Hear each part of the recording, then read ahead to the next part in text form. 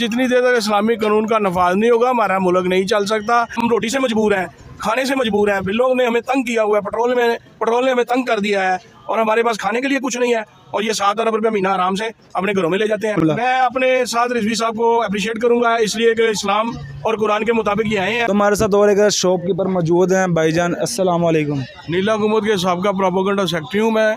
Market union में मैं 9 साल तकरीबन प्रोपेगेंडा सेक्रेटरी रहा हूँ। साइकिल मार्केट का प्रोपेगेंडा सेक्रेटरी रहने के बावजूद आज तक हम इसी मुश्किलात में पड़े हुए हैं कि यहाँ पर इस्लामी कानून कौन नाफज करेगा, कौन आएगा, कौन इस मुल्क को इस दलदल से निकालेगा। हमारा मुल्क को इस गंदी दलदल से निकालने वाला कोई अल्लाह मियाँ फरिश्ता भेज दे। तो ये 2 लीडर की तस्वीरें, कौन से लीडर को सपोर्ट मैं करते तो हैं? साद रिजवी को सपोर्ट करूँगा। तस्वीर पकड़े उनकी, कैमरे में दिखाएं। साद रिजवी साहब, बोले साद रिजवी साहब जो हमारे मुल्क के इस वक्त बानी बन रहे हैं, हमारे मुल्क में कुरान और आइन के मुताबिक आ रहे हैं।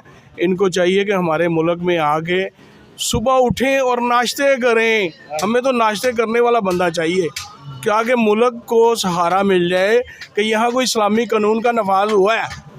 यहाँ पर जितनी देर तक इस्लामी कानून का नफाज नहीं होगा हमारा मुल्क नहीं चल सकता।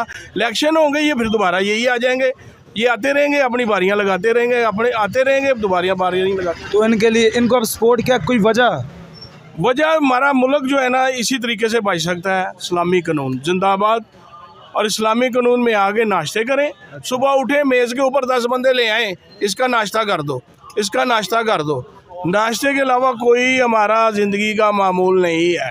हमारे बचने का एक ही राज है, नाश्ता, नाश्ता और नाश्ता। तो इन लीडर साद रिजवी नौजवान लीडर, एक 27 साल के लीडर इनके लिए कोई एक जुमला? मैं अपने साद रिजवी साहब को अप्रिशिएट करूंगा इसलिए कि इस्लाम और कुरान के मुताबिक ये आए हैं और इस्लाम और कुरान हमारा यही कहता है कि सुबह उठो और नाश्ते कर दो। अच्छा, ये नाश्ता क्या है, मतलब इसका थोड़ा बताएं हमारे बंदे। नाश्ता तो ये होना चाहिए कि हमारे मिनिस्टर जो है 7 अरब रुपया महीना तनख्वाहें लेते हैं। ये क्या हमारे मुल्क में जायज़ है?